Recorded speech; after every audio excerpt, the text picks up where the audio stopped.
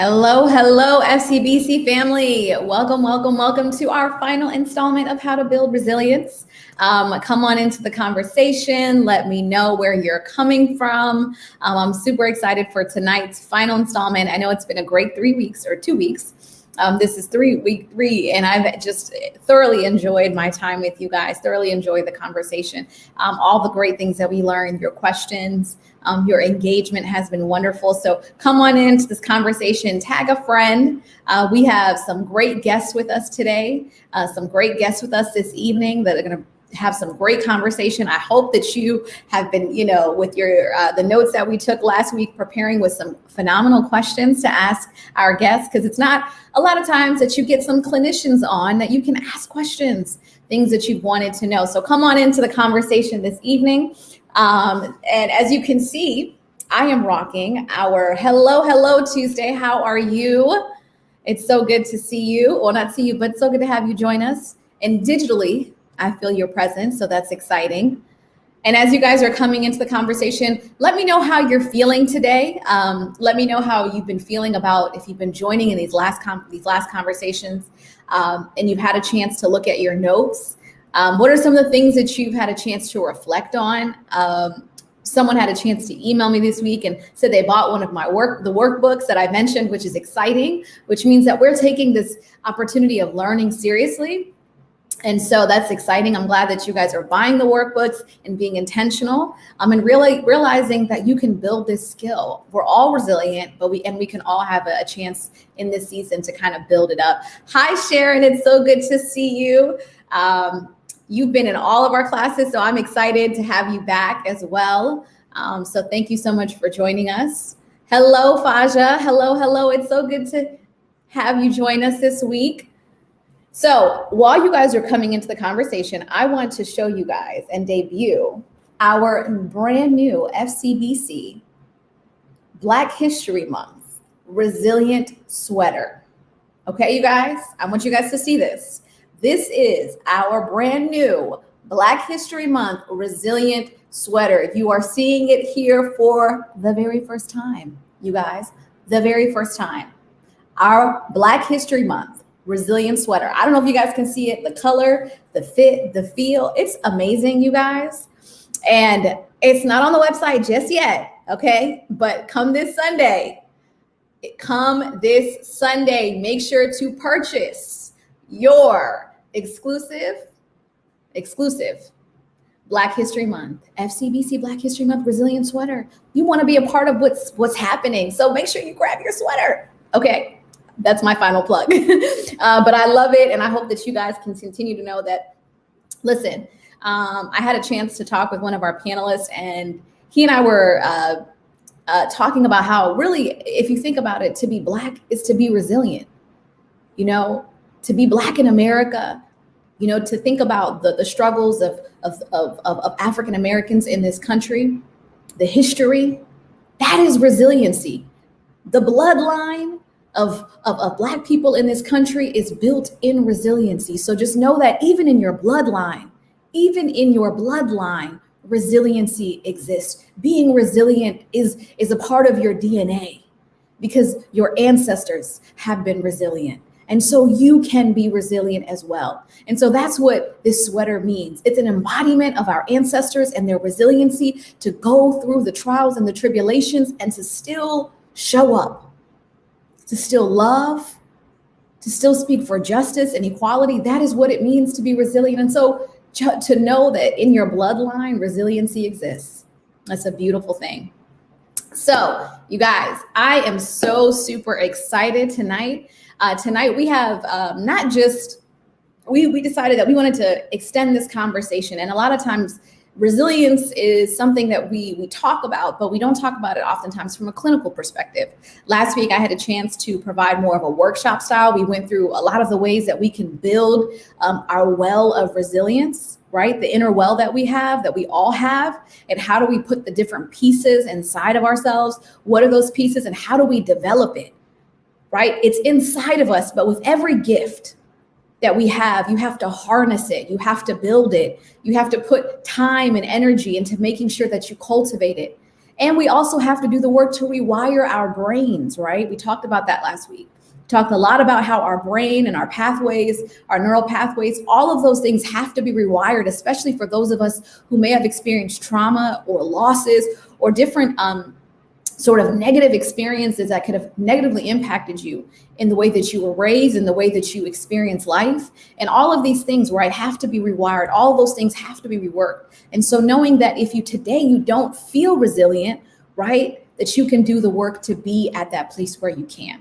And so tonight we have a conversation with two phenomenal clinicians, both of them who I had a chance to, one was a colleague of mine. We both went to Howard. So shout out to the HU in the building and all of our HBCU lovers. And our other panelist, I had a chance to be in an event with him, and he just was amazing. And so I'm super excited to have you guys hear the both of them because they're just amazing people. So I'm going to introduce our panelists right now. So first up, we have Dr. Butler. And Dr. Butler is a psychotherapist and a professor from Washington, D.C. And she currently resides in New Jersey. And as a result of her personal background and her professional experience, Dr. Butler has made it her life goal to assist others in achieving their maximum potential. She primarily works from a strengths-based perspective, with the majority of her clinical practices grounded in cognitive behavior theory. Dr. Butler has presented at several conferences with topics in the field of social work, mental health, and education. Outside of the classroom and educating future social workers, she also provides a lot of other, the last part of it, I can't see that, but Dr. Butler, nonetheless, come on into the conversation. We are so glad to have you. Thank you so much. I think the last part of it went a little white and I didn't get to see it, but nonetheless, so excited to have you join us. And I'm so glad, and shouting out the Howard School of Social Work family. Woo-hoo. HU in the building. And next up, we have Dr. Justin Hopkins. Dr. Hopkins is a licensed clinical psychologist and is also based in Washington, where he operates a psychotherapy practice for adults and couples. He is also a diversity and inclusion consultant for En Masse Consulting Firm and provides workshops for organizations that strive to increase equity in the workplace. His educational background includes a bachelor's degree in psychology from Hampton University, the other HU. So we have to shout that out as well. You know, I can't, thank God I didn't say any other HU jokes. From Hampton University, a master's and doctorate in clinical psychology from Regent University, and postdoctoral study at George Washington University. Dr. Hopkins works with a variety of concerns, including depression, anxiety, relational distress, and work and academic related stress. In addition, his practice specializes in trauma-informed care for marginalized and minority status individuals. His expertise in trauma is shaped by his work on PTSD clinical teams at Hampton and Philadelphia Veterans Affairs Medical Centers. In addition, as a staff psychologist at George Washington University Law Center, Dr. Hopkins provides lectures and facilitated process groups on secondary trauma for law clinic staff. An expert in gender, racial, and LGBTQ-related oppression, he is committed to understanding people and organization through the lens of cultural context. Dr. Hopkins blends his clinical expertise and academic knowledge with compassion and insight to advise and advocate for social change. Dr. Hopkins, we are so glad to have you join us as well. Awesome. Hello. Good evening. Good evening. I think I'm outnumbered in the HU debate. It's all HBCU love. All love. All love. It's all HBCU love. And listen, I think that in a time like this, when we have some HU love showing up in the comments, but it just shows one that HBCUs are creating phenomenal individuals and phenomenal Black individuals that are really kind of shaping and changing our world. So it just shows that, change makers are coming out of these great institutions. Absolutely. No doubt. But, we're not going to say that the first female vice president was. It's fine. It's okay. You're not in the hole already. Just yeah. I can't argue for that. I'm gonna let you guys have your shine. I could. I could take the side stage while I, give props where it's due. I'll give you guys that. That is so fine. Well, I'm excited for tonight's conversation. I had a chance to share earlier with you both that we have been having 2 weeks of discussions. Our first week was a spiritual conversation, and we really kind of honed in on what does it mean to, how can spirituality help us to build our resilience? And second week, we did a more of a clinical sort of a workshop style. And this week, we have a chance to have you guys on, which is really exciting because, I mean, what are the times that you get some phenomenal clinicians on? I'm pretty sure there's a joke about that where like 2 clinicians and a pastor walking to a bar or something. I'm sure there's a joke about that. But having you guys on to share your expertise and the work that you all both do. And yeah, I think it's going to be a great discussion and I'm looking forward to it. Likewise. Awesome. So we're going to get right into it. And so last week I had a chance to kind of define this idea of what resilience was. And I talked about this thing of the inner well. So for you, and I'm going to start off with you, Dr. Hopkins, how would you, from the work that you've done and your expertise, how do you define or understand resilience? Sure. Well, I think we do all have an inner well of resilience, which I view as the ability to tolerate difficulty and recover from challenges. And I think beyond that, right, it requires an awareness of and clarity around our needs, our desires, our priorities, and an ability to be flexible in how we obtain our goals, meet our higher order needs, or honor our priorities. The flexibility in how we move in any of these aspects is what allows us to have balance and persevere. Because there's a saying, right, that if all you have is a hammer, then every problem looks like a nail, right? Like, so to make this more applicable to the concept of resilience, if we think of resilience only as pushing through and strength as a matter of will and will alone, we simply will not be able to persevere through every issue. How many of us know that burnout is a real thing? We learn it from experience. Exhaustion is a real thing. And we cannot expect ourselves to just kind of push through every single thing.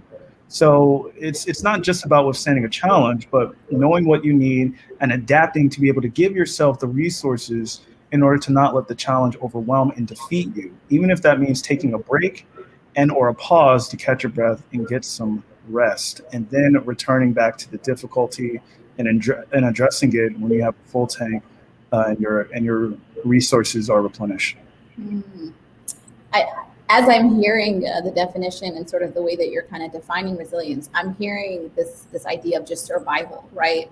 Is like how do you get to point B? Sometimes we're thinking about the push through, but it's like, how do you get from just point A to where you can just get to survive enough to get to point B, to build that up again and get to point C and point D and whatever the final destination is for you. Right. Absolutely. Yeah. Right. Like, I think survival is a good way of thinking about it. And for many of us, that's exactly what it is, right? Tolerating the things in our life that can tear us down and erode at our confidence, erode our sense of efficacy, right? And recognizing that life is going to have those ebbs and flows where you may have more energy, more will, more self-discipline, and other times you may have less of that, depending what's on your plate, depending on your physical health, depending on so many different things, right? We have to give ourselves the grace of that ebb and flow, flexibility, acknowledging that it's going to change our ability to do certain things, and just recognize that we'll need to do different things in order to continue on to the next thing. Yes. I hope you guys are picking and writing down some of these notes. So Dr. Butler, I'm sure that some of these things are probably some of the things that you're probably thinking about as well. So I'm curious to know, sort of for you, how do you understand it, and how have you seen it show up in your practice and the work that you've done with some of your clients? Absolutely. I think that for the most part, like Dr. Hopkins was saying, like it's about like inner strengths that you have to pretty much cope with the natural realities of life, right? Like I always tell people that you're going to feel stressed. You might feel anxious at some point. You might feel worried at some point. And it's not really about trying to prevent yourself from feeling all of those things. It's about how you look inside yourself and use your strengths to deal with the feelings that you have so that you don't kind of spiral out into an overall crisis. And I think that within practice, a lot of the times people come and they're worried. They're like, well, I want to feel better. I want to do better. I feel like I don't have it within me. And I always say, like, what you called, right? Like sometimes we have to realize when something is just enough, when you've done enough. Like some resiliency doesn't always look like going from, like you said, Pastor Heaven, from point A strictly to point B. It's about how did you take those small baby steps in between to at least see your way through, right? And so in practice, I say, like, you showed up today, right? So let's first stop, congratulate yourself for doing that. And if it's a new client, I always say, congratulate yourself for looking. Like before I even have someone in my seat, I say, congratulate yourself for looking, for having the courage to pick up the phone and to call and to try to contact someone because you know that you're trying to make life look different, right? And even in that will that you are obtaining in that moment, like sometimes that's enough, right? And so I always try to pretty much say, like, resiliency isn't this big grand gesture that most people think it is. It's about a lot of those small little things that you're not paying attention to in your day-to-day life, Yeah. Wow. I think what you just said, literally, as you were summing it up, is that you helped in your definition to break down sort of this, I want to say the word, sort of the fear or the intimidation of the word resilience, right? We think of resilience, we hear of these stories of people who overcome these grand challenges and we're like, oh, I'm not resilient. Like I could never go through X, Y, and Z. Right. And, we don't realize, but we see the end of their story, but we don't know about the little moments, right, that it took them every single day when they woke up and they had to struggle and they had to fight through their emotions. Absolutely. And their feelings. And they had to, which is something I'm learning right now for myself, is when I'm choosing to avoid my feelings. And that's actually taking and depleting more of my energy to avoid it. But in dealing it, I'm actually building my well of resilience because I'm actually finding a way to like push it all out. So I love that definition. I love that you kind of helped it to make it feel less intimidating. Yeah.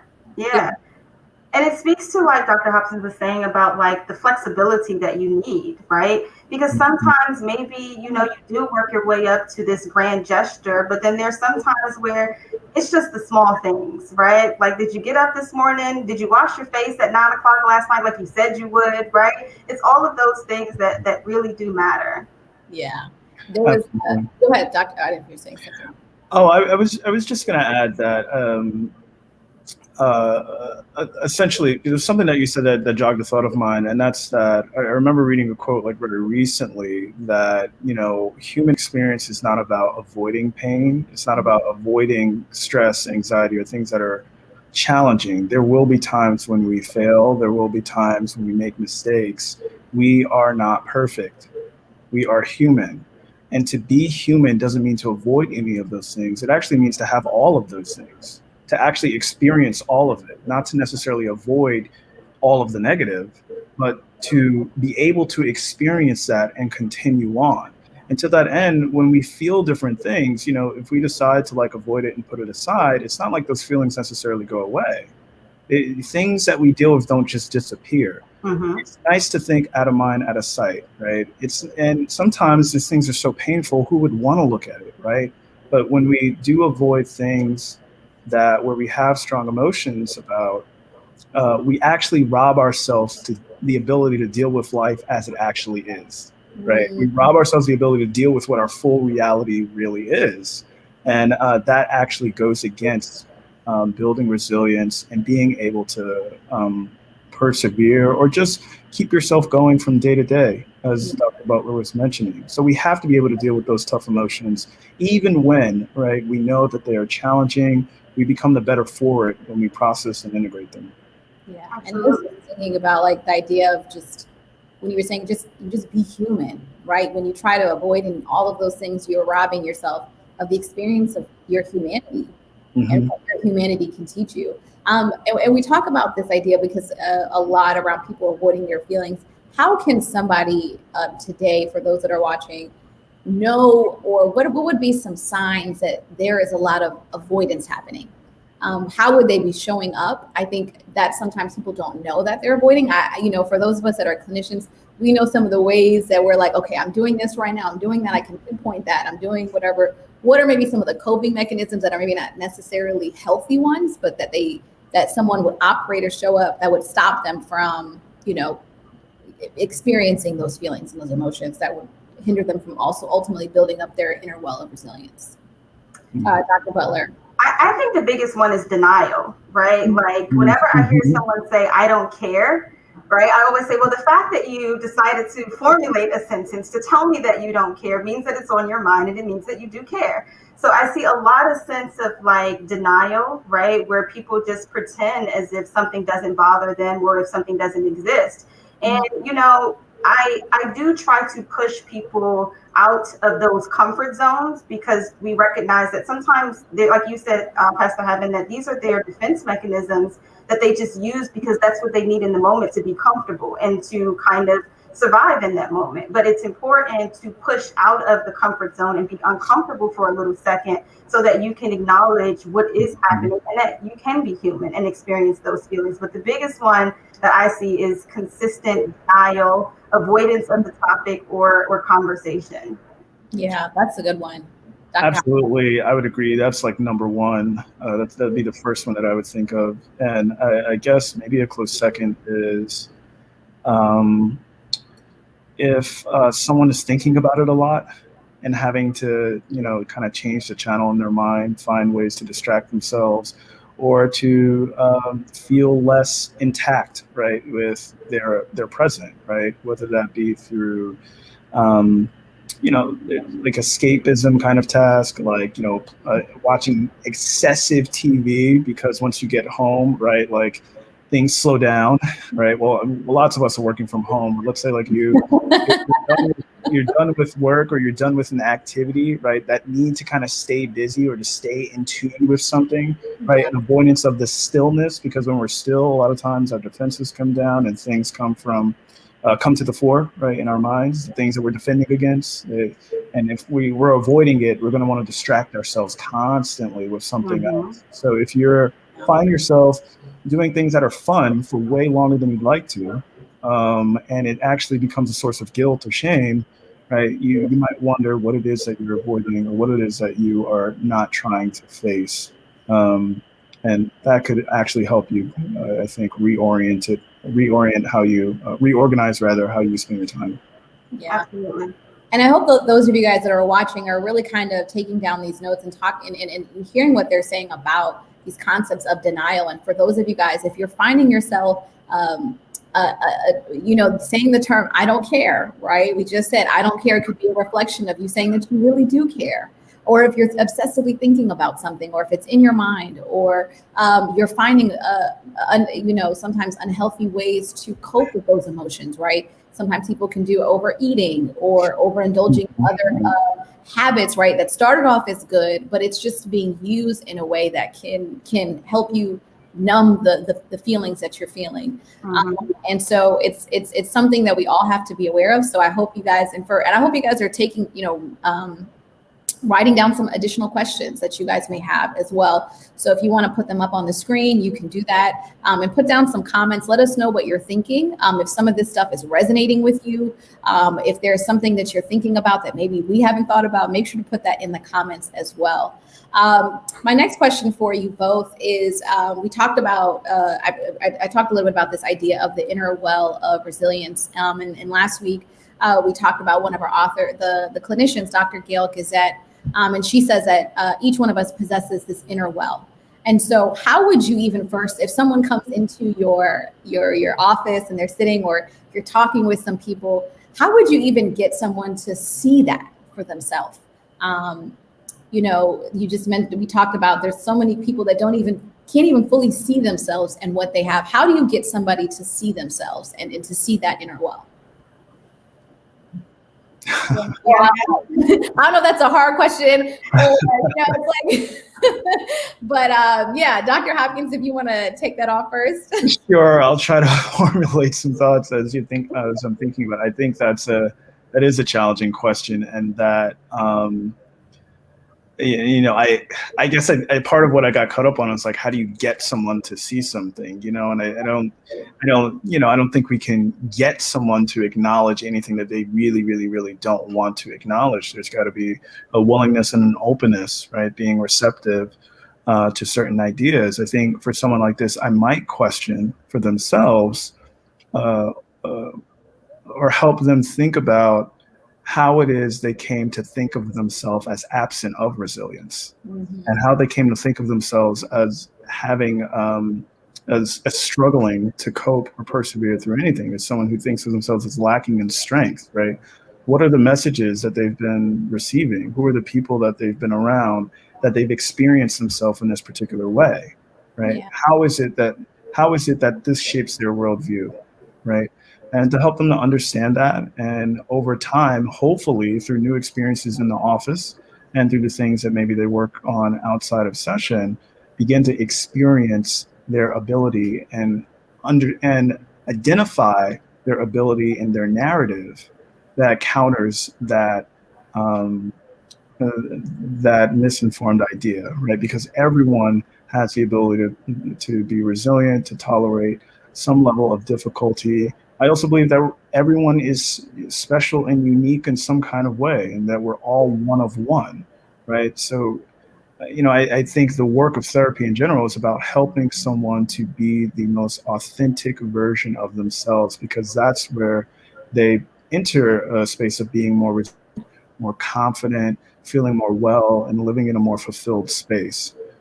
So I think helping someone to kind of hear their authenticity, even if that comes through them being able to process through all of the toxic or counter messages that they've received over their lives and the various experiences they've had of themselves that kind of affirm those negative ideas, right? And then begin to integrate some of the more positive ones and separate themselves from those other experiences.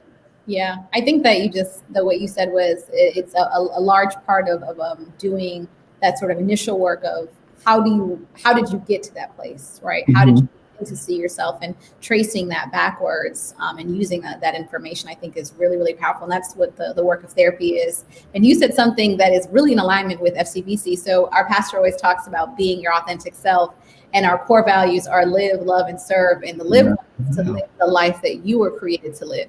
Yeah, right. And when you're not your authentic self, I've realized whatever is depleting you is taking away whatever would make you to be resilient. Not being your authentic self depletes you. No, absolutely. Yeah, like, I mean, I can imagine. It's a lot of work. It's a lot of work to fake it all the time with people, like, of who you are, but you're not really that person. Yeah. Like Dr. Wegler, I'm pretty sure like that in itself is a very powerful tool about like the power of authenticity. Absolutely. Like, I think just like sticking within the same theme of like being authentic and trying to trace back the moments where you kind of separated yourself from resiliency. Sometimes I ask people to, in the process of doing that, to trace back to a moment where they were really proud of something that they did. Yeah. Right. And I say it can be super big, super small, right? But like trace back to the moment where you did something that you were super proud of. Now, think about all of the characteristics and the attributes you needed to accomplish that goal. Whether it was you needed to be consistent, you needed to show up every day, you needed to be a good team player, you needed to have faith, right? And on the opposite end of that, think about all of the things you had to overcome. Were you ever scared? Right? Were you ever anxious about the process? And so that in itself, getting people to understand that you've done this before, right? Like, people want to acquire resiliency in some way without recognizing you've done it before. You just need help with tracing back to those moments where something that you've done, you've practiced resiliency, or you had to be resilient to accomplish it. And now we have to get you to understand that if you know that you've done it before, how can we think about all of the strengths that you use, the attributes that you had to tap into, the things that you had to overcome to achieve that? And I literally say it can be something small as like you wanted to buy a new refrigerator, right? And like, what did that require of you? Were you, was there a check that was missing one time? And especially in these recent times of COVID, right? Like people are stressed out, people are losing jobs, the mental health is super low. And so in those moments, like, okay, well, yes, you lost your job, you didn't have any employment, but what was something that you were able to accomplish, right? Maybe it was working out, something that you wanted to do all this time. So how did you muster up the strength in a time that's a crisis where you may not be able to pay the bill, right? You may not be able to, see your family and friends that makes you feel good. But what is something else that you've done? Okay, you got up every day and you were present in your 10,000 WebEx meetings this week. What did that take for you to do? You know what I mean? So just trying to get people to connect resiliency to themselves and their true authentic selves and the things that they've already done.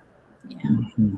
As you were talking, just the word reflection just kept popping into my mind, which, that's what therapy really is an opportunity, a 1 hour a day where this is an honest moment for honest reflection of self. And absolutely. And we don't often, and what happens is people, after they leave that moment, they're like, oh, okay, well, I ain't got to reflect no more. And it's like, no, there's constant, because when you reflect, a lot of those questions that would be answered, you say, oh, wait, I have been resilient. So if you woke up, if you've gone to a job every morning that you do not like to, that is resiliency. Absolutely. If you are showing up to a meeting and you are annoyed, you're being resilient. I mean, it's these little things that we don't think about that make up our life, but it's about how do we tap into it to when in a time like this right now where people are under an exuberant amount of stress. Absolutely. And so it's becoming a little bit more difficult. And so actually, this is Dr. Hopkins. What are some of the challenges that you're seeing now that are that would be maybe a little bit different than another time that would make it harder for some of us to be able to refill our well with this pandemic? Sure. Well, simply put, there's more difficulties, right? There's so many more things that we are experiencing all at once.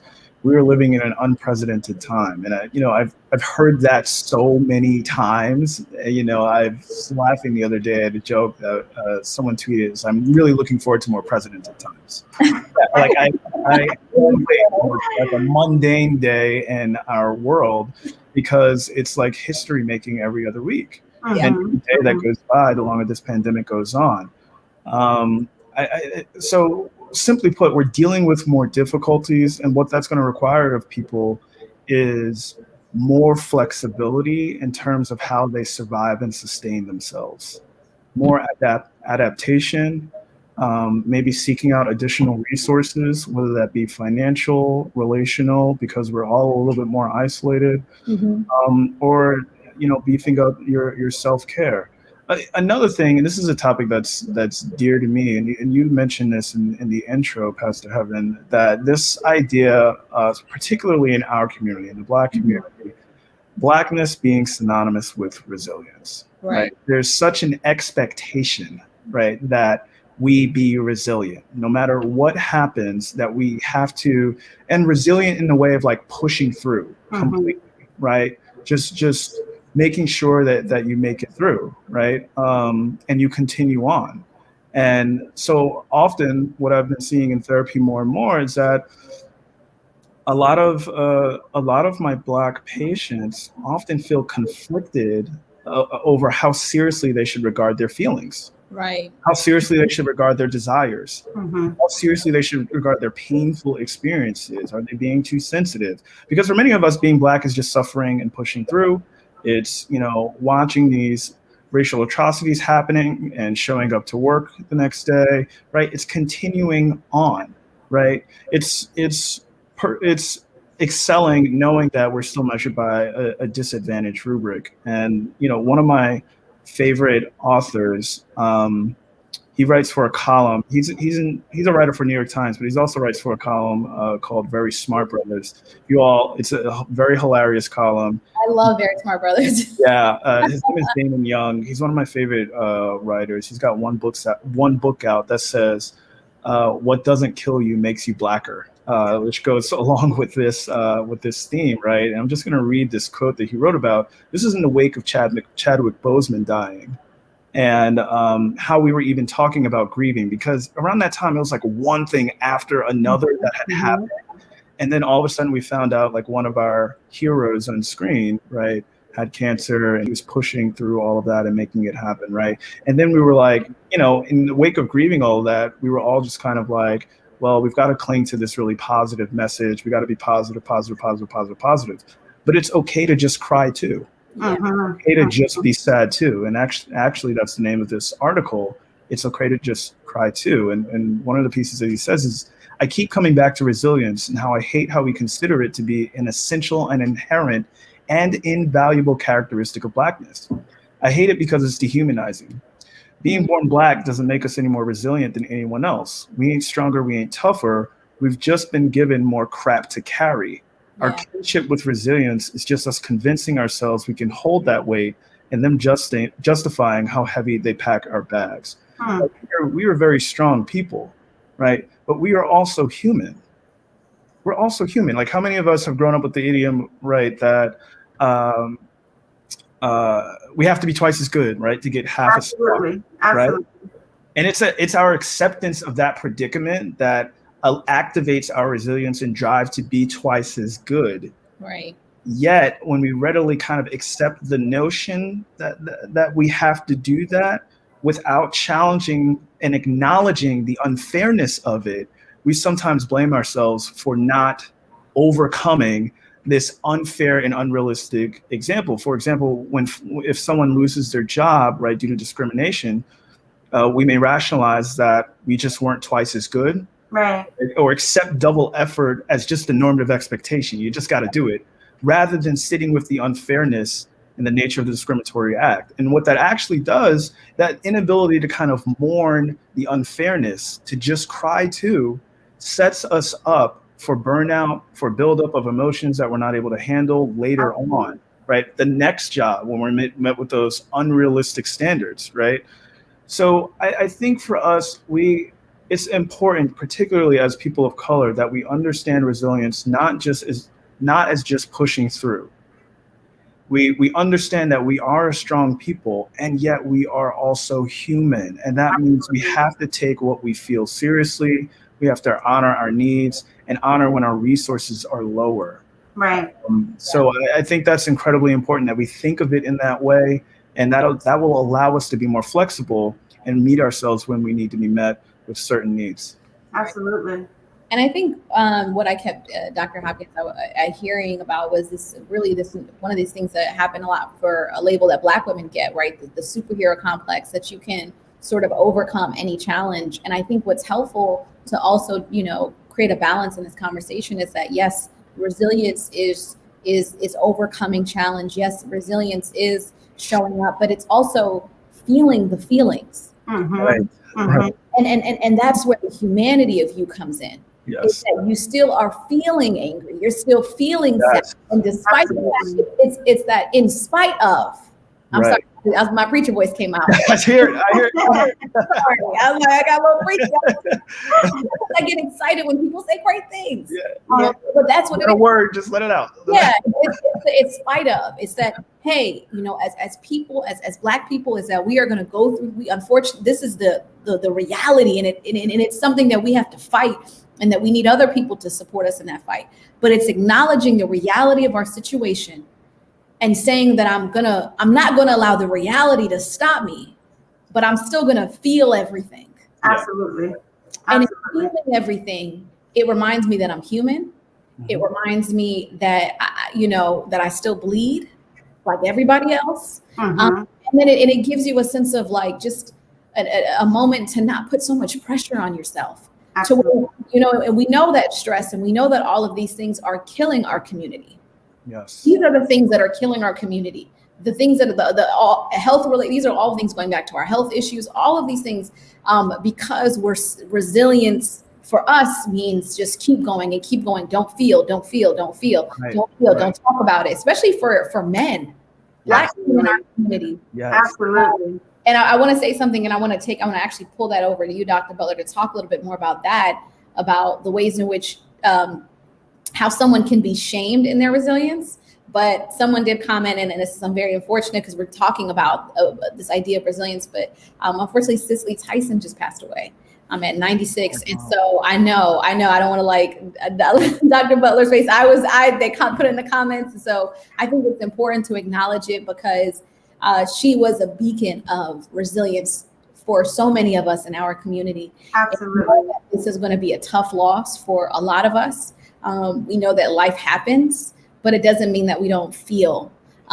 She has touched generations. I mean, she's brought, our grandmothers, all of us. This is one woman who is generationally is known by so many of us.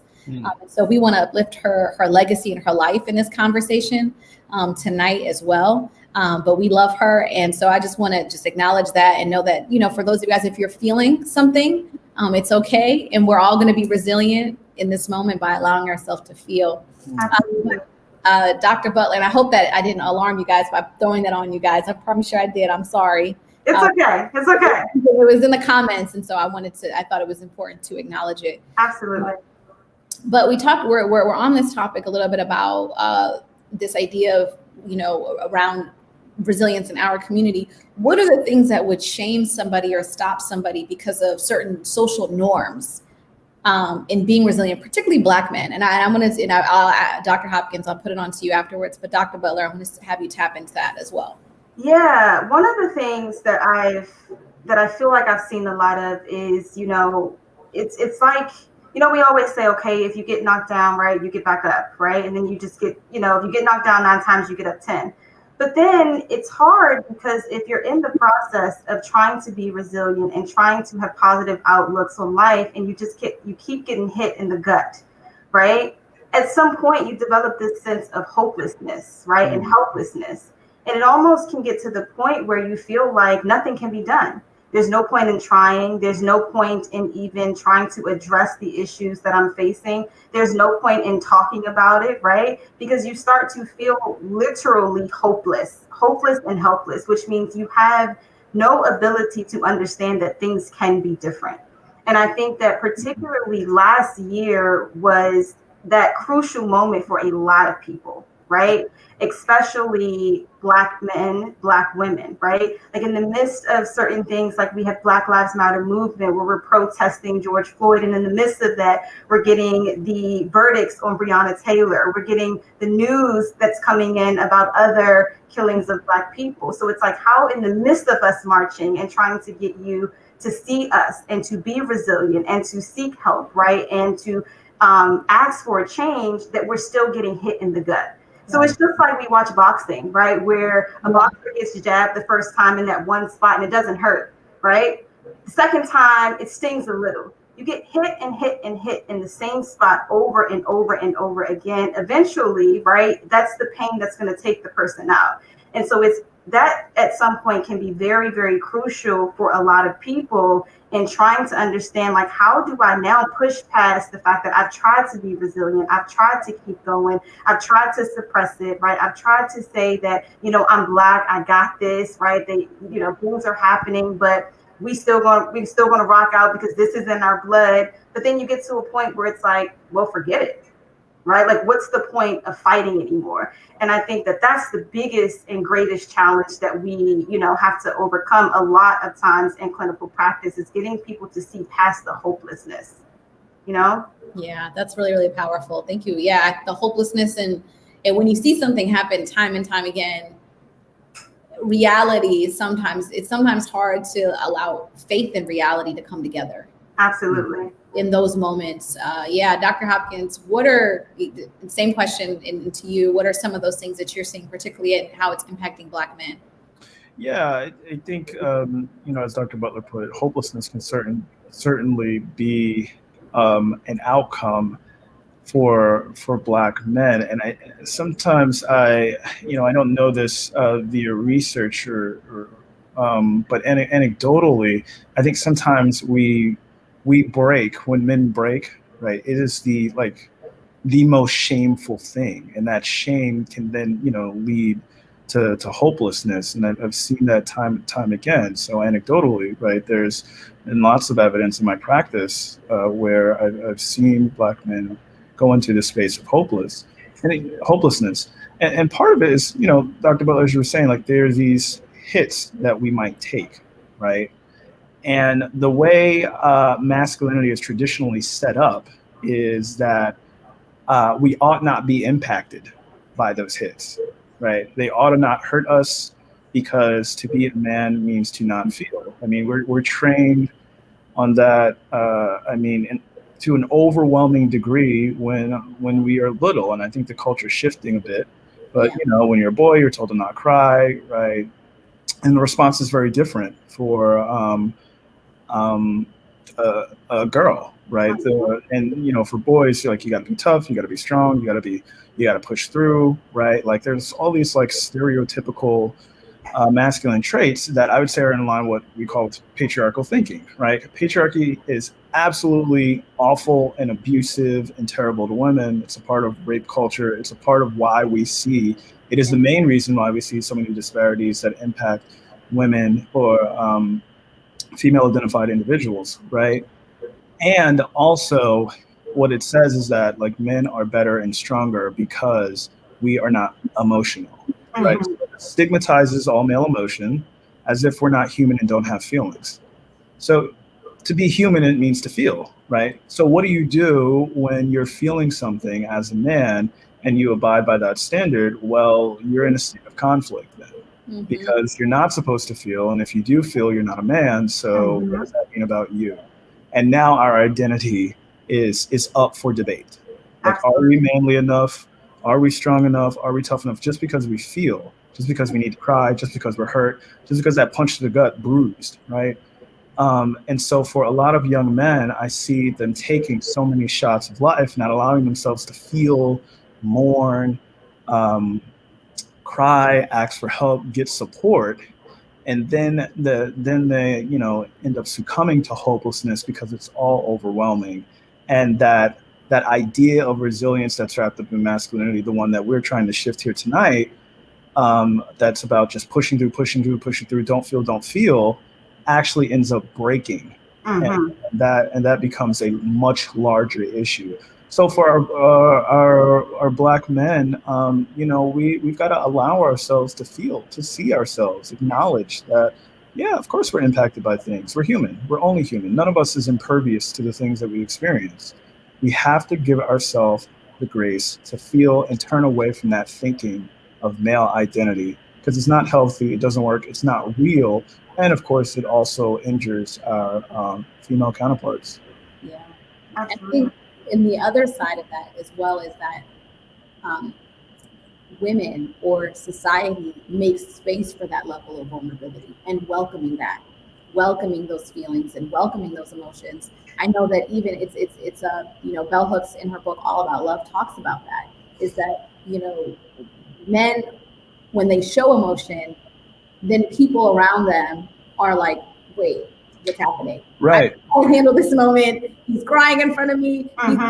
He's emotional. This is not supposed to happen. We can't both cry together. But no, we can both cry together. And we can be resilient together, right? Yep. We can both build on each other's emotions and see that as a moment of strength. Right. How do we shift that moment? Because the other side of it is for women, is that when you feel, yes, you're allowed to feel, but that emotion makes you weaker than your male counterpart when you show up. And so then you're told as a woman, you can't show that emotion when you're in, corporate spaces or spaces that are dominated by men. Absolutely. It doesn't allow, because then I don't want to be seen as weaker. And then you're depleting your gifts and all of that stuff. All that stuff is taking from your well. I'm going to keep going back to that, because everything that we're talking about tonight, and for those of you guys that are watching, is all of these things are depleting. They're going to take away from you. They're going to take not feeling, not and being in touch with your emotions, avoiding, denial. All of these things are going to deplete you. And so all of these things that the things that we're talking about and sharing are about how to fill you up. So when you do experience challenges, because challenges are going to come. That's absolutely. Part of life is going to come. And if we as therapists could stop that, and as pastors, oh my God, we call it magicians. And we also, this wouldn't be life, right? Right. Life is difficult. It's difficult for everyone. And we've got to allow those difficulties to be what they are and take care of ourselves accordingly. Yeah. Another component of resilience that we talked about last week was about relationship building and building healthy relationships. And so how have you guys seen, and how were you sharing about the importance of why maintaining healthy relationships helps you in building your resilience? Dr. Butler. I think that, no one was put on earth to be by themselves. So I always start there, right? Like we were all put here to have a sense of community, to build healthy relationships, and to be a part of something bigger than ourselves. I think when you have healthy and stable relationships and you have a strong social support system, sometimes when you don't have enough gas in the tank, those other people can offer you, and provide you with what you need to keep going. Right? You need people in your corner to be able to hold you accountable and to also be able to motivate you when you don't have it, right? Because that's the thing that we're talking about here too, about feeling. Sometimes you don't have it.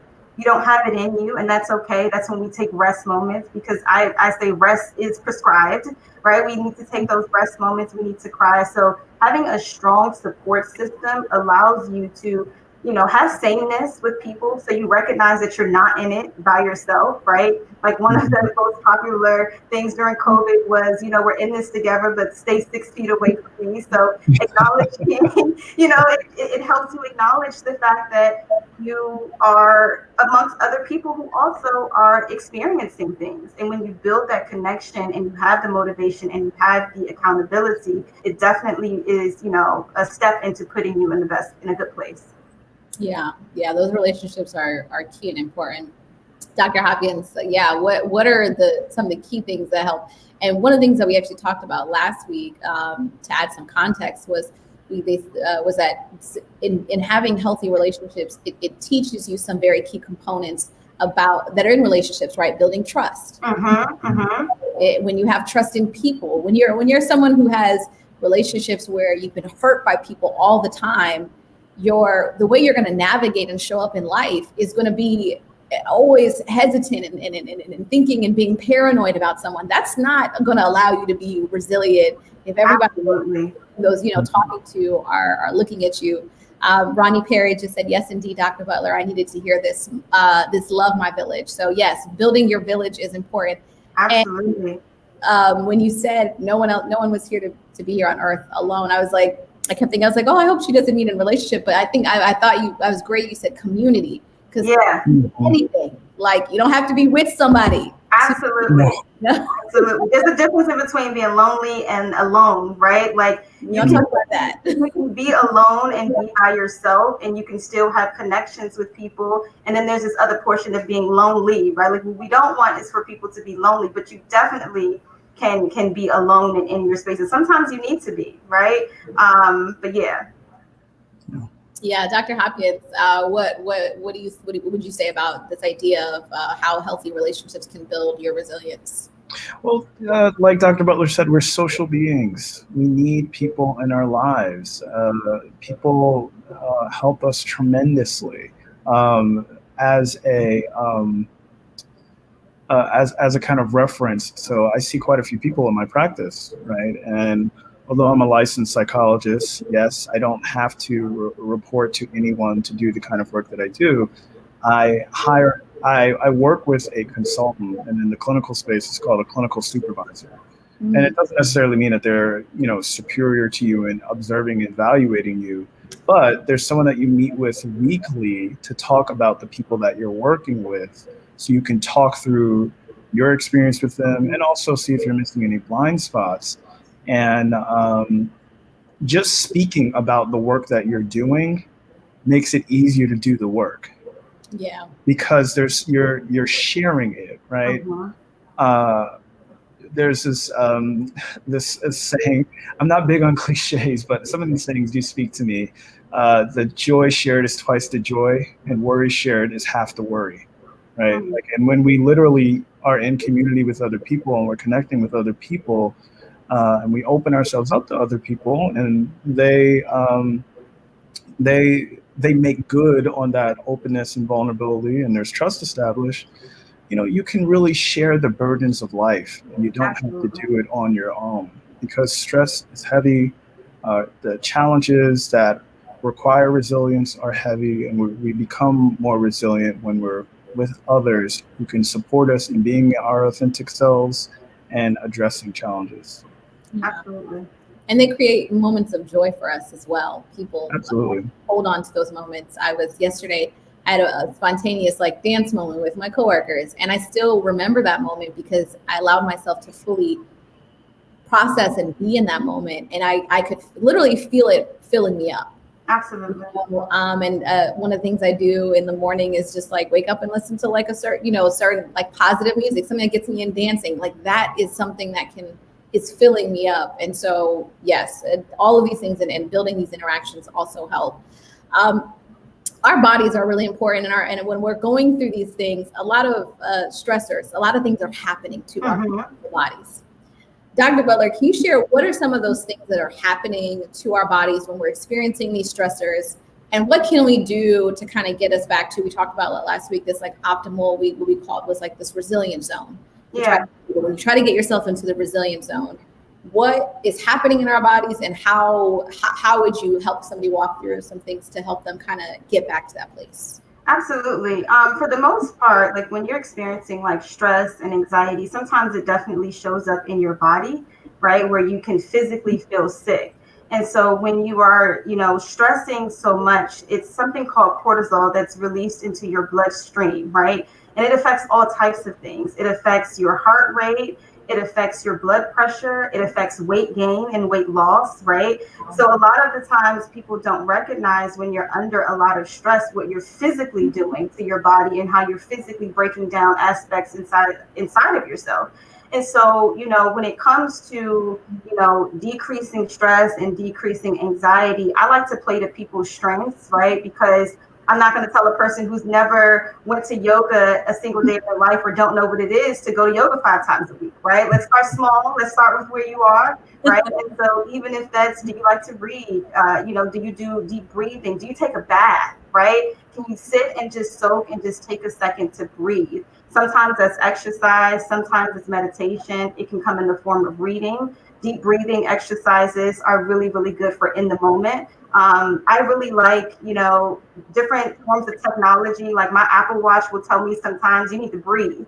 Yeah. And so literally tell me, okay, you're doing too much, slow down. Like, let's take a minute. Let's do this deep breathing exercise because it can feel that I'm getting worked up. So just different things like that to just bring you back down and to calm you and to soothe you. And whatever it is that you like, cooking, singing, listening to music, dancing, all of those things that we can really do to just take our mind off of the worry and the anxiety that we're feeling in the moment, I think is really important. And the fancy word for what you just said for a lot of us, because a lot of us still think about it, it's called mindfulness. Absolutely. What she just said in summary, for those of you guys that you hear this word, you hear mindfulness and you think, oh Lord, that's something else. I don't know what that is. No, it's just being fully present and just taking your mind from that stressor, which a lot of the times in those moments, Dr. Butler, you can't really do anything about it in that moment. Absolutely. And the option is, if you can, then do something. Absolutely. 2 options. Either if I was a therapist, I'd be like, so can you do something about it? No. Okay, well then the other option is you got to just be fully present in the moment of what you're doing at that time. Yeah. But yeah, it's just mindfulness. Yeah, and just being intentional, right? Like I think that, when we go to school, we get these degrees, we learn these terms, and then when we try to communicate them to other people, they feel intimidating, right? Like even when we talked about the term resiliency being intimidated, like mindfulness can literally be anything. All it is about you being intentional about what you're doing in that moment and focusing your energy on those specific things and pretty much separating yourself from the outside world in the moment just so that you can get a breath. And so when I say it can come in literally the form of anything, like, most time people see it's popular to journal. Journaling is not for everybody, right? So maybe you don't journal. Maybe, like I said, you go and you're a baker. So maybe instead you go and you bake and you're into it and you're, being intentional about what you're doing and mindful about what you're doing in that moment, Mm. I don't know if there's anything else that you want to add, Dr. Hopkins, to what was said. A couple things, and that's that to build off of what Dr. Butler was saying, there really isn't much difference between mental health and physical health. And I mean that quite literally. studies in the past 5 years have showed that about 75% of all physician visits are somehow related to stress. And stress is also related to the 6 leading causes of death. And underlies our nationwide issues with chronic health, which really weigh heavily on our healthcare system, right? And the reason why that is because stress activates our immune system, which turns on inflammation, right? And that inflammation is caused by the cortisol that Dr. Butler is speaking about. So we have these low levels of inflammation and our body's trying to regulate. It doesn't know whether the inflammation is there to help us or there to kind of detract from our bodies. And we're in this chronic state of arousal because our body is more energized, right? And activated and fighting something, right? And the reason why we have that kind of response when we're stressed is because stress, anxiety, panic attacks, and the fight or flight response are all the same process. It's the same exact bodily process. That means if your life was in danger, right, your body is having a similar response to when you're running late to work. Wow. That's really good. I want you to kind of repeat that one more time. Yeah, right. I mean, if your life is in danger, you're in the level of fright and how your instincts just take over, right? Like so many things elevate in your body, right? That is the same process as when you are feeling stress or a mundane thing like running late to work, right? Our bodies don't do the best job of differentiating between those kind of situations, but there are degrees, right? Like we won't go into complete fight or flight or a panic attack unless you have panic disorder, and like most stressful situations, but we do have stress. And the thing is, like fight or flight is like a second or a minute, right? It's there until the danger's gone, right? Truck is coming at you, you're in the middle of the street, right? Once the truck is gone, you de-escalate. Stress happens every single day. So maybe it's not at the same height, but that's at a higher level every single day. That impacts our body. And when we're in that state, right, Dr. Butler alluded to this, it changes so much, right? Our blood goes away from our organs and into our muscles because it's prepared to like fight. Our muscles tense up. If you're like watching this right now, right, if you can one of the areas that we often tense up is in our chest and kind of across our shoulders and neck. If you can at all let your shoulders down, that means your body is bracing a little, right? There's a little more tension there, right? So this is one of the mindful things that we can all do, Dr. Butler, as you mentioned, right? Is just notice sometimes whether your shoulders are coming up to your ears, right? If you're just tensing even a little bit, and just let your shoulders go. Just release that tension out of your body, right? A lot of folks suffer with back issues, neck issues. A lot of times it's because of the tension and stress, right? And even the gold standard for chronic back pain now not only includes medical attention, but also psychotherapy, because we know now that stress always goes hand in hand, almost always goes hand in hand with chronic pain. Absolutely. So we've got to recognize that physical health and mental health are they're intertwined. Inextricably intertwined, and we've got to practice mindfulness. We just scanning our bodies, recognize what it is we're thinking, like asking ourselves these reflective questions outside of session, not just in therapy, and thinking about what we're doing in the moment. If we are baking, thinking about the texture of the dough in your hand, thinking about the temperature of the dough, the graininess of the sugar that you're pouring into the batter. Right? Being mindful of your senses and what you're experiencing in that particular moment is one way to kind of detach from all these anticipated threats, all these anticipated difficulties that often make us feel more stressed and get us in touch with the moment, right? There's this another saying that I've often heard is, when we think about the past, we often regret and deal with depression. When we think about the future, we become stressed, because we don't know what's coming ahead. There are things beyond our control. Present, where we can find a sense of peace, comfort, and calm. So being present is incredibly important, and we can do that in a ton of different ways during any activity. Absolutely. I literally was dropping my shoulders as you were talking. So I was like, and I noticed that that's with the point that you make, those are the places that they often say, when you talk to, different masseuse, where the places where they feel a lot of the stressors from those places in their body. And when I was in Colombia, and the lady was giving me a massage, she was like, she felt right here. She's like, this is where she's like, mucho stress. This is where your stress is. Because we were having a language variable, but she knew in that moment when she felt that part of my body, the tension that was there, and I was carrying it in that moment. And so I think sometimes like that great thing of just let down your shoulders, right? It's like allow yourself to relax. Those are some great things. Another thing that we had talked about last week was this idea of alternative kind of viewpoints in life.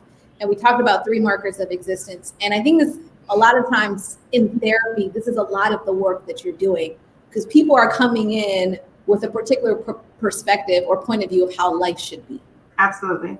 And a lot of that time you're trying to figure out, okay, well, what are those things that you feel, what are those, what are the markers of your life? Like, what do you think, how do you feel like life should go? First, you have to understand people's philosophy. Then you have to reorient them to say, okay, well, I don't know if this is like, let's match this up with reality. So the 3 markers of existence that they talked about in the Buddhist tradition was that one, that terrible things happen and suffering occurs. Second is that everything changes. And then the third is that there is no idea of self. I wanted Dr. Butler talk about these 3 markers of existence and how they fit into sort of a clinical model. And then how you're, is it true? Are you trying to really kind of, revamp some, people's philosophy and helping them kind of come to terms with the existence of life? So, yeah. Absolutely. I like that. I like it because the first thing is like bad things will happen. Right. So good things can and will happen. Uncomfortable things can and will happen. Right. That's the reality. And I think that a lot of the times people don't live in reality. Right. Some people are too optimistic and only focused on the good things. So when they're surprised and shocked when things don't go so well and they're not prepared for what that looks like, right, they can get taken off the wagon. And then there's other people who live in complete pessimism, right, where everything is just negative. But then wedged somewhere in the middle is the combination of being realistic. And that's being both optimistic that good things can happen and also being realistic, the fact that some things can happen that's going to take me off course. I think when you operate and you live in realism, right, and this idea that it can go either way, you plan and prepare for and develop just these overall coping skills and strategies to deal with things when they may come your way. And things are forever changing, right? Things are just not, I keep going back to this idea of COVID-19, right? And tons of us, came into the new year last year with all these plans that we have, right? Like we were going to either lose weight, be financially stable, get a new job, go back to school, right? Travel to 6 countries or whatever the case may be. And then if it shows you nothing at all, it shows you that there are some things that we're in control of, but then there are a lot of things that we are not in control of, right? And when you realize that, and you recognize that things are forever changing and evolving, and it goes back to the first point that Dr. Hopkins said, which is being flexible, right? Being flexible to understand that things can happen, it can change abruptly. Now, what I do with that moment is what really matters. And I think what you said, Pastor Heaven, also speaks to this, which is control the things that you can control.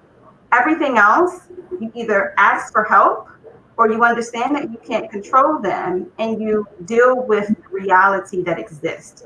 And so I really do appreciate and agree with alternative thinking because, in clinical practice, we always ask the miracle question, right? Which is, if life were perfect, what would it be like for you, right? Like, what would you want? But then in the midst of that, right, like you said, getting to know people's philosophy, we then have to bring people back down to their realities and the things that they can accomplish successfully where they are in that moment. And that to me helps people a lot more with building this level of resiliency, because when you're realistic and you operate with where you are in the now, you're dealing with the things that you can control, right? So I really do, I love alternative thinking and thinking of it that way. Yeah, that's really good. Dr. Hawkins? Yeah, I was thinking about how well, this may sound a little bit different from what Dr. Bo was saying, but it's actually not. And that's that we actually don't have control over all of our thoughts, right? Like we have like some 6,000 thoughts a day. We don't know what they are, but they happen automatically, and then we are impacted by them nonetheless, right? Mm-hmm. And I'm glad that the two of us are paired, Dr. Butler, because you operate from cognitive behavioral therapy theory, which I'm familiar with. And I operate from a psychodynamic lens, and I think there's a lot of talk about those being completely incompatible, and I think that's all lies. I think they work together quite well. And Dr. Hopkins, if you could, for those that are watching that may not know, what the difference between cognitive behavioral theory and psychodynamics, which you just mentioned. Yeah. I can boil it down really quickly. Yeah. Just be like really deduced, but like cognitive behavioral therapy basically states that, right, that when situations happen, we have certain thoughts or appraisals or evaluations about that event, and our thoughts then lead to the kind of emotions that we have, right? So if we kind of made a mistake on a test and we thought like, oh, I am such a failure, then you will feel depressed, right? Or rather, if you thought like, mistakes happen, I can definitely study again next time, you might be like, okay, like this sucks, but I'll be all right. Psychodynamic therapy operates from the idea that we all have a conscious and an unconscious mind, and our conscious is the predominant motivator of all human mental activity, right? That there's actually much more of us that we don't understand and don't know, parts that have been repressed, parts that just aren't aware to, that we don't have access to, or we're not aware of, that actually determine our desires, preferences, our likes and dislikes, our feelings, our mood, our decisions, all of the above, dreams, aspirations, right? That we are actually in less control of ourselves than we think. But in therapy, we can learn more about who we are and be able to integrate those things. The reason why these theories are intertwined is because they both hold the idea that there are a lot of things that we might think that are impacting us, and we're not aware that we're thinking. Right? In cognitive behavioral therapy, you have what are called automatic thoughts, things that we just think. We can't, right? If I tell you not to think about the white polar bear, you'll think about a white polar bear. Right? Absolutely. You can't not do that, right? And then the psychodynamic lens says like we have an unconscious, right? And it's in a way it's at the helm, but we can become more autonomous as we become more aware. And so I say that to say this, like it's not easy to change our thinking. You cannot therapize yourself, folks, right? Like if that were the case, Dr. Butler and I wouldn't have jobs or degrees. Like, you can't do therapy on yourself. It just doesn't work, right? You're too close to your own experience, right? You need to kind of put those words out into the air for another person to digest, reflect back to you so you can hear it and digest it in other ways, right? The other thing is that like all of our thinking comes from somewhere, even the thoughts that we don't know that we're having, like those 6,000 some odd that we're not, most of which we're not aware of, right? They come from somewhere, and a lot of them come from our experiences. The thing is, we haven't had every experience there is in the entire world. We don't have access to every valence that there is, right? So to some level, all of our thoughts are incomplete and inaccurate to some degree because we don't have access to every possibility that there is because we haven't lived it. Right. Our experience is only one of one. Yeah. So in therapy, it gives us the opportunity to have different experiences and expand our thinking beyond what our experience is. If you've had the experience of being put down, demeaned, devalued, invalidated, of course, you will think of yourself as lesser. Therapy, with a therapist, you begin to talk through those experiences, and you understand where you begin and other people end, where the things that people said to you, you wouldn't tolerate if they said to other people.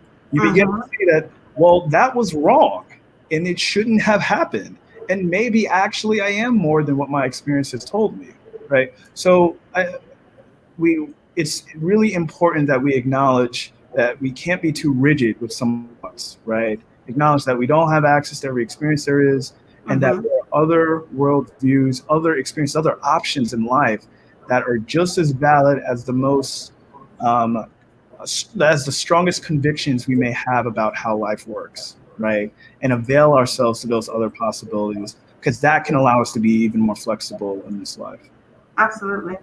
And I'm hearing this, what you shared was really, really powerful. And I think somebody just, I saw someone comment and said, thank you for sharing this idea of not therapizing yourself, right? Because we think about the balance between, we give people techniques and tools that you can do on your own, right? Uh-huh. And things help you grow, but that's different from therapy. Yeah, that's different. Yeah. Right. Very, very different. And so people sometimes feel that pressure of like, oh, okay, now that, especially with technology and social media and Instagram, everybody has access to so many different tools. Absolutely. And so understanding that difference is really, really helpful. But ultimately, this thing what I just honed in on that you were talking about, Dr. Hopkins, was that we don't have access to all the knowledge and the experience of this world, which means that our thoughts are incomplete. Yeah. Like, which should really kind of, I think, free a lot of us from the pressure of this world, because it's like there's no way that you're going to know everything. So if you don't do something right, if you don't give yourself grace, and in the same way, let us give grace to one another. And that is how we also build resilience in the society. Is in this concept of grace, which says, you know what, this person lived a life that was different from me. They don't have all the knowledge. They don't have all these experiences that I may have. Our experiences are not compatible. And yet, how can I see the validity or value? Let me say validity, because I think how can I somewhat still value or see in what somebody else is bringing to the table? Absolutely. And allowing that experience to strengthen my own experience is different being from mine. So I think that's a very powerful thing. I've been looking on the other side, and I've been looking to see if anyone asks any questions. And Ronnie Perry said, I'm a social worker and I always try to fix myself. I finally sought therapy to address what I needed to work on to remain healthy mentally and physically. Yes, thank you so much, Ronnie. And for those of us on here, Dr. Butler and I both have social work backgrounds, and I'm sure Dr. Hopkins with his background, therapists need therapists. Absolutely. Yes. Absolutely.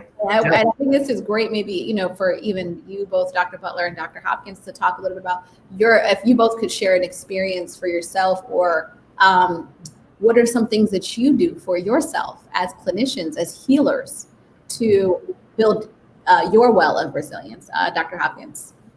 Go to therapy.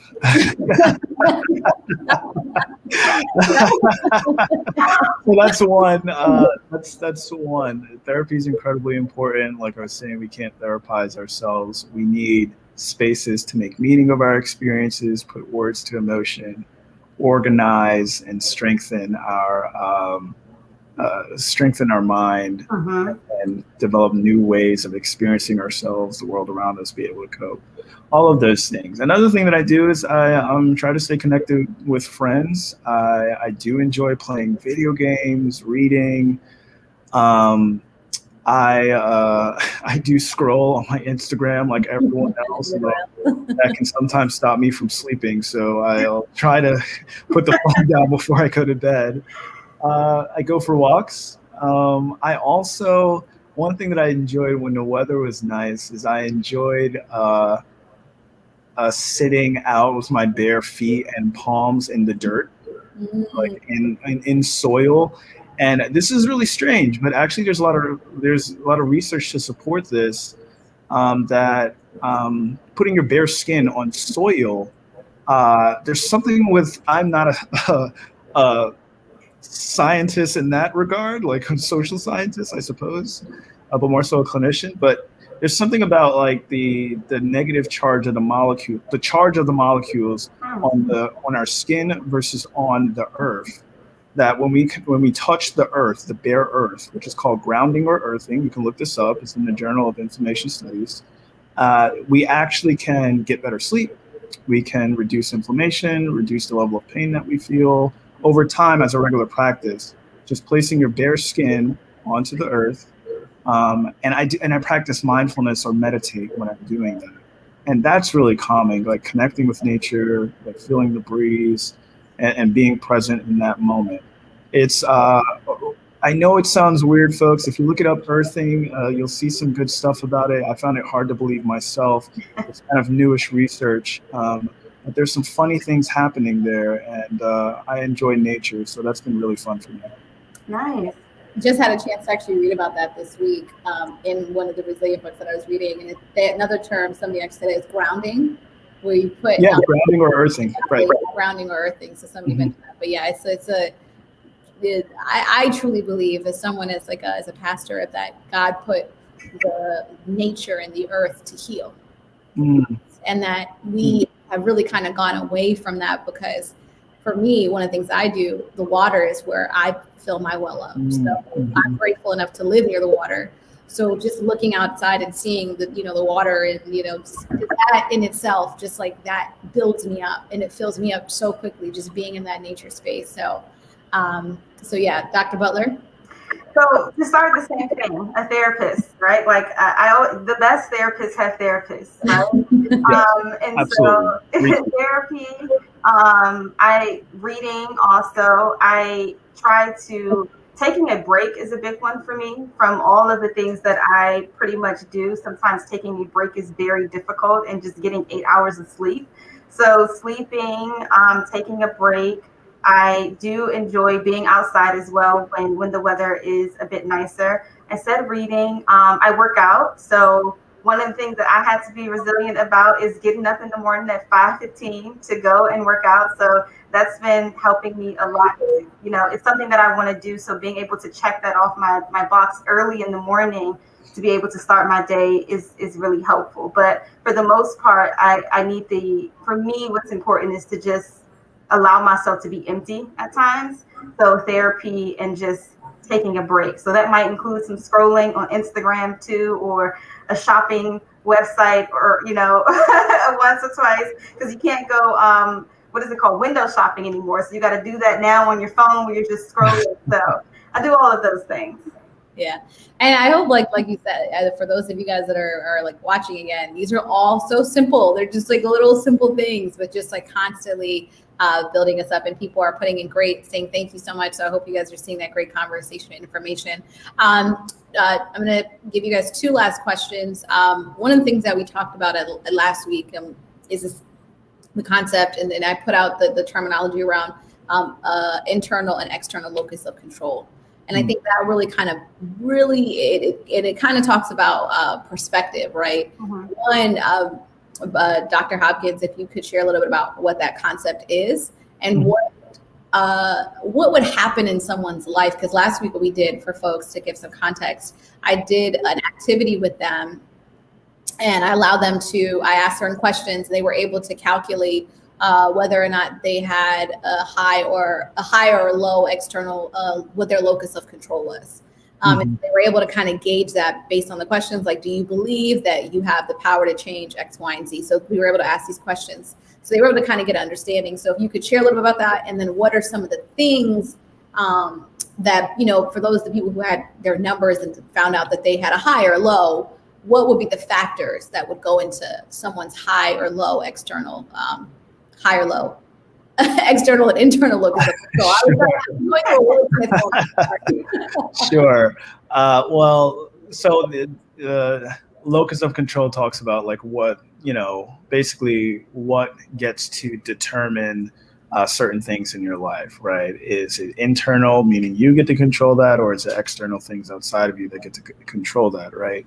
And so I think this is one of those things where you'd want to be, I think, balanced and flexible again, where it can change for some things, but it shouldn't be an extreme on either end, right? Someone who thinks everything is out of their control will succumb to hopelessness and helplessness. That is deep depression.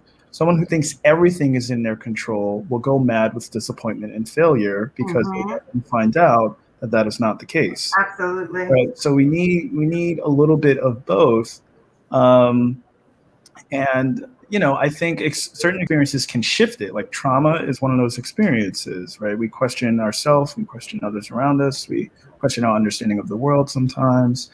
But in terms of what gives way to either or, for people who have experienced things, I think trauma in particular, many people may feel there's an external locus of control. We know that racism is one of those things that we don't dictate, right? In this country. Sexism is not, right? Homophobic rhetoric, like go down a line of the isms, right? Like those are things that are out in our, these are systems in our society.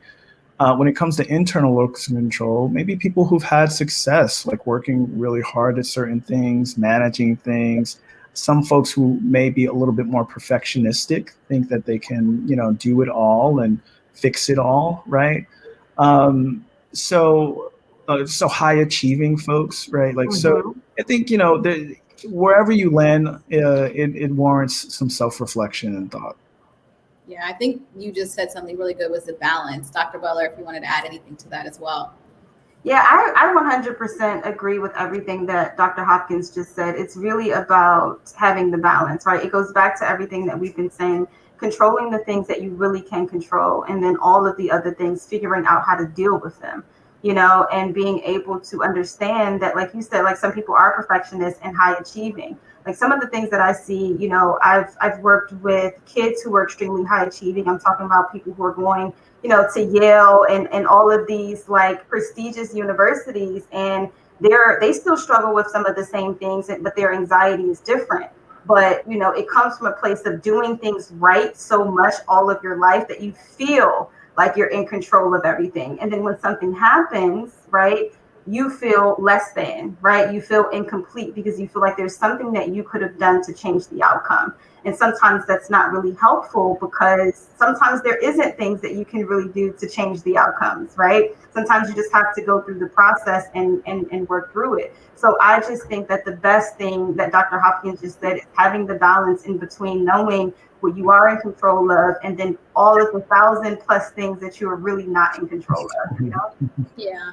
And I, as you guys were both talking, I was thinking about this pandemic and how it would have impacted somebody on both ends of the spectrum, right? If you had a high external locus of control and you believe that the world is just going to constantly happen to you, then, this pandemic would have affirmed that, right? Would have affirmed this notion 2020 that life happens to you, you don't happen to life, and shift you into a deeper sense of hopelessness, as we mentioned. And if you're someone on the other end, right, of this pandemic, you have a high internal locus of control. You believe that you started with your vision board. I can do whatever I want this year. And then this pandemic hits you. And then you were like, no. Yeah. I can't travel. I can't do this. I can't do that. I'm trying. Right.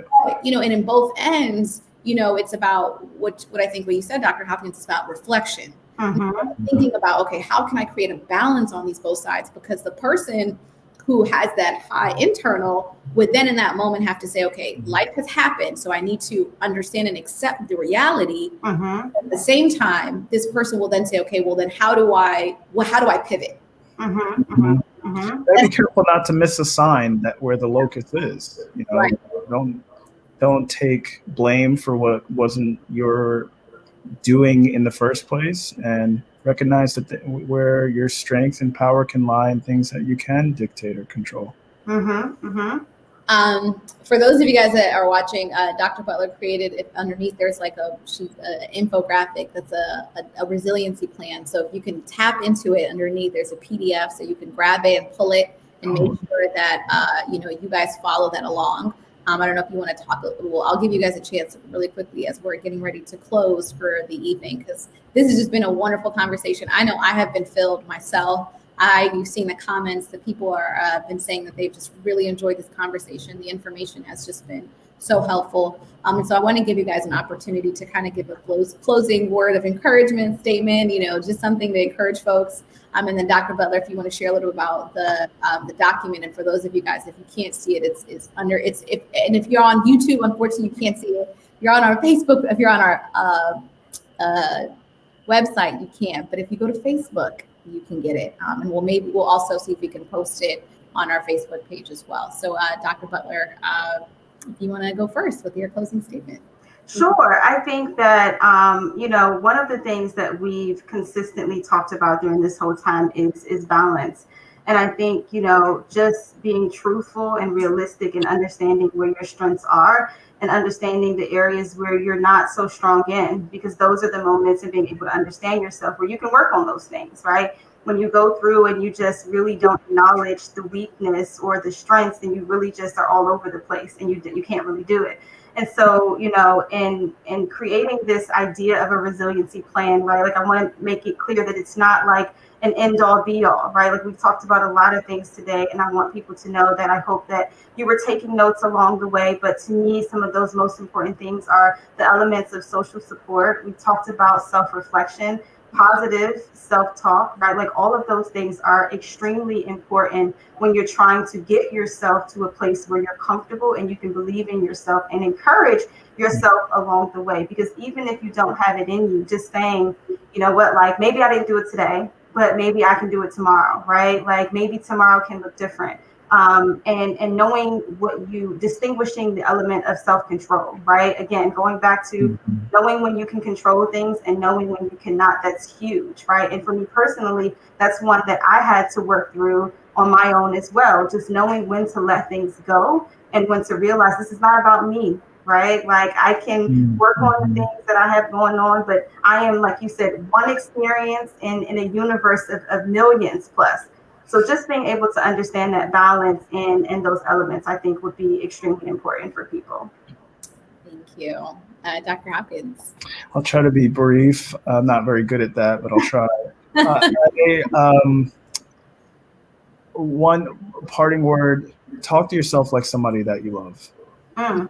No matter where you go, you're always going to be with you, right? Like you were like the one person you always have to forgive, always have to offer grace, always have to grant some kindness because you're stuck with yourself. You are with you. Make sure that you're talking to yourself like someone that you love. Give yourself the benefit of the doubt. Recognize that you're trying your best, even in situations that you regret or are disappointed. There are reasons for why we do the things we do, feel the way that we feel. We may not necessarily always know. It's a reflection we can find out. But in the interim, just be kind to yourself, talk to yourself like someone you love, and make sure that you are treating you well, because you only got one you. And you have to have your back at all times. Yeah. Both of what you guys said are just great ways to close. And in talking about self-compassion, that's a great way to kind of end it and reminding yourself to have compassion and grace for self, because like Dr. Hopkins said, you're stuck with you. I mean, and sometimes it's just as simple as you're just stuck with you. It's just, but what Dr. Butler, you mentioned was that the idea is that, focusing on your strengths, and that's a strength-based approach, and we talk about that a lot in our clinicians, focusing on that, but then also realizing and not being afraid of the parts of you that are not perfect.